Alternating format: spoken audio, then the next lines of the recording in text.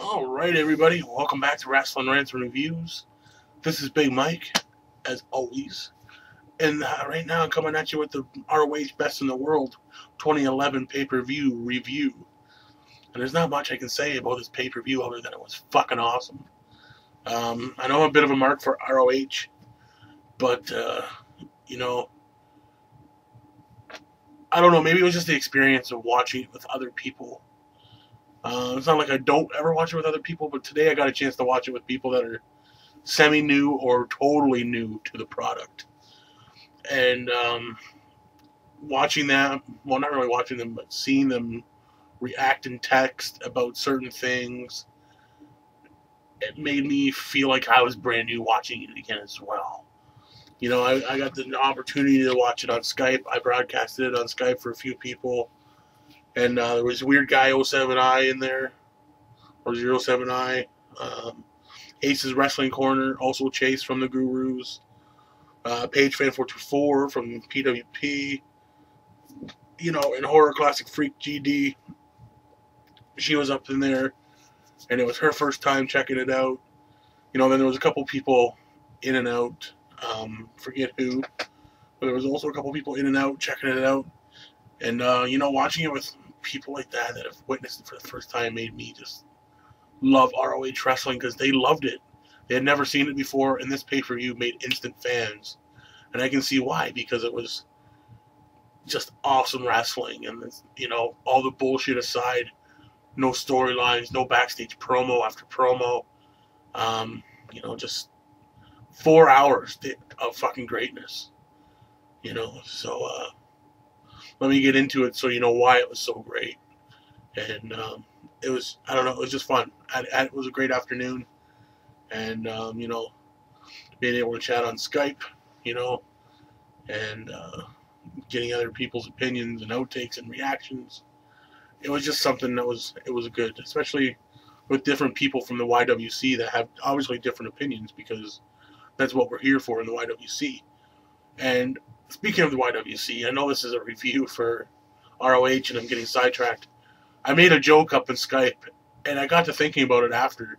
And it's true. Everybody that's saying the YWC is dead, it felt like a little brotherhood in there or a little club, because you had 2 members of the IWWS, me and Weird Guy. You had 2 members of the Gurus of Greatness, Ace and Chase. You had a member of the PWP, and you had a Horror Classic Freak GD. And you know what? If she's a part of a group, I'm sorry that I don't know. And if you're just independent, that's great because you got to hang out with some other people and, witness it for your very first time. So again, I'm glad I was able to show it to you and the others as well. But, just being able to hang out, and even if we don't like each other's videos or opinions, all that shit's set aside, because you know what? You can hang out and have fun. So that's all that matters. So anyways, on to the pay-per-view, the iPPV. It started out with Jim Cornette and Kevin Kelly in the ring. They were talking about the St. Clair Broadcasting buying it, and whatnot, and how stellar this pay-per-view was going to be.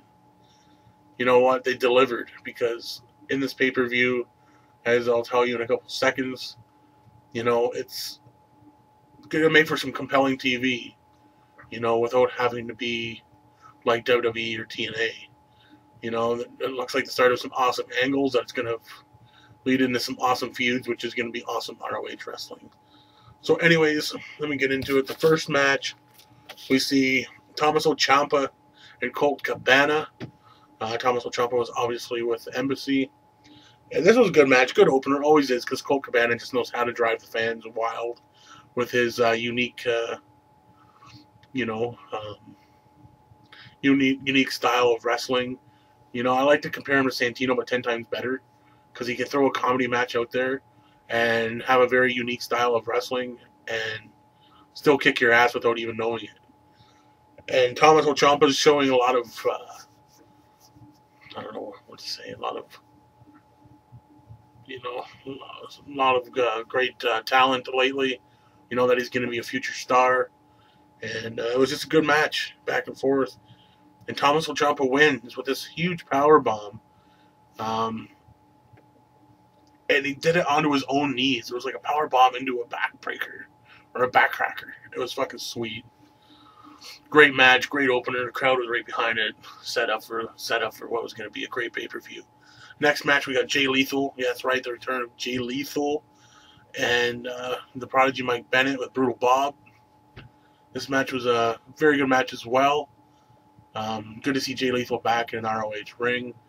We got the chant that I expected was the "fuck TNA" chant, you know, and had Xenia in there, weird guy, and he's like, "Fuck you," you know, "fuck ROH," but you know, they're not really saying "fuck you TNA" as in "fuck you TNA."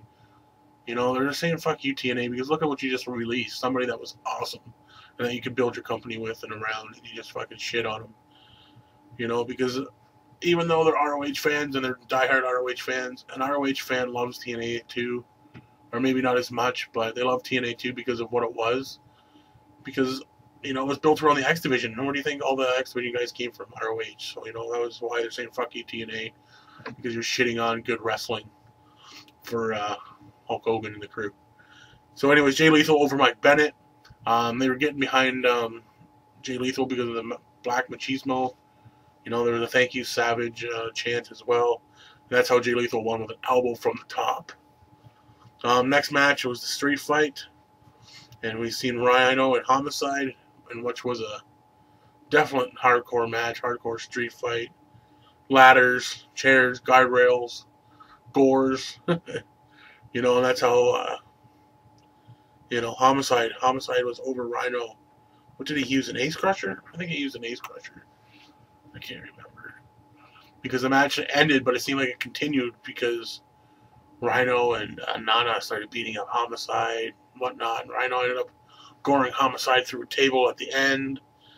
And it was just a great match. The next match, Carino comes out with Jimmy Jacobs. It's going to be Carino versus Elgin. And what does Carino do?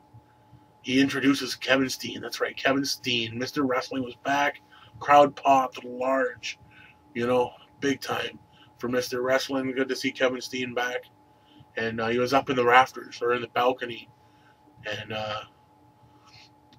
he ended up being shooed away by security and ROH officials. Because, you know, he's still not supposed to be in TNA because of the final battle match with El Generico. You know, he's not supposed to be back. You know, he said he was quitting. Yada, yada, yada. So it ends up being Elgin and Carino. Great match. You know how I feel about Elgin if you've seen my past reviews. I'm a mark. I'm sorry. I'm a mark for the guy. And he always ceases to amaze me. Great match. Carino was awesome, too, in this match. You know, some good shit. Some very, very, very good stuff. So, but it was Elgin over Carino in the end. Elgin and Truth were beating up Carino because they got rid of Jimmy Jacobs somehow. I forget. And Kevin Steen shows back up. And, you know, I think you're going to, oh, Steen and Elgin, you know, blah, blah, blah. Steen's going to fuck him up. Steen's going to fuck him up. No, he ends up fucking up Steve Carino, gives him a fucking package pile driver of his own. And he takes his shirt off. And he's like, "Fuck ROH." And that was it. So, you know, he told ROH to fuck off, basically. And I think that's going to be a good storyline because I don't really think he means fuck ROH. I think it's going to mean good story for the debut of ROH in September. We're going to have to see come August for this first set of TV tapings. Next is intermission. They just, you know, go over the matches again, leading up feuds that led up to it, whatnot. Generico and Daniels for the ROH TV title. And I kind of called it that Generico was going to win, and he did. He won with a brainbuster off the top turnbuckle. You guys got to see it to believe it. Sick. This match was awesome. Generico went coast to coast with a fucking, like, a somersaulting double leg drop out of the corner. Guys, like I said, gotta see it to believe it. Fucking sick shit. You know, with Generico over Daniels, and I kind of called it because with TV deal for ROH, I think Daniels won't be able to be on both TNA and ROH. So, dropping the TV title was not a big surprise because He's going to have to pick ROH or TNA, I believe. He's not going to be able to be on TV for both companies. You know, he's able to work at both companies right now because their pay-per-views are not on TV. They don't have a TV deal. So, you know, that's why. So, he's going to have to pick. So, they took the strap off him. Anyways, next is a four tag team elimination match for the tag team titles. Another match is just ridiculous. I can't say enough, you know. I just can't say enough for this match after match. It just got better and better and better. And I remember the Horror Classic Freak. She's like, oh, this is fucking awesome. This is awesome. This is freaking, you know, I love it. This is great wrestling. You know, blah, blah, blah. And I'm like, just watch. It's going to get better. You know, and it got better every match. And by the end of it, I think the last thing she said was, it blew my fucking mind. So, glad it did. But anyways, it's an elimination match. We got the Briscoes eliminated by All Night Express. All Night Express was eliminated by the Kings of Wrestling, and Kings of Wrestling were eliminated by the World's Greatest Tag Team. Great match. A lot of huge spots, as is to be expected. World's Greatest Tag Team, Charlie Haas, he took Chris Hero's loaded elbow pad, threw it into the crowd. It is what it was. It's hard to explain. You know what it is if you've seen Ring of Honor. You know the type of match that they would have had. But at the end, it ended up being another brawl because the Briscoes came back and laid out the World's Greatest Tag Team. And it was like a street fight was on after the match. It was just melee, huge melee afterwards. And then the main event, we all know the main event was Davey Richards versus Eddie Edwards. And this match was at least 40 minutes, I swear, of fucking pure greatness. And you want to know it was 40 minutes. You know, it started out, for some people would think was slow, but it was good mat wrestling, good, you know, catch as catch can style. Hold for hold, maneuver for maneuver. You know, reversal for reversal. It was just good. You know, then it picked up, then it picked up, then it picked up. Had its spots, went back to kicks and strikes. It was just great. And the winner was Davey Richards. Davey Richards is your new ROH World Champion. He won by multiple kicks in the face to Eddie Edwards. And finally, the last one just was enough. And, I don't know. It was just gold. And then he gave a heartfelt speech at the end, and he talked about his trials and tribulations, making it to the top, about losing his grandparents, and not really having a family, and ROH being his family, and the fans, and Eddie being a brother, and the Team Richards, just, you know, his camp, just always being there. It was so heartfelt, and it just topped off what was a great pay-per-view. If I had to give this pay-per-view, I don't know. I can't give it a 10 because, you know, it's just, I don't know. It was great. I don't know. I'm going to give it a 9. Just because nothing's perfect. But it was damn close. Every match was worth it. Good storytelling. It just had it. So it's getting on in the video. Look at this. Getting on. So, I don't know. I just hope you can feel the passion for it. Maybe I should be in the PWP because I got the pro wrestling passion, if I could tell you.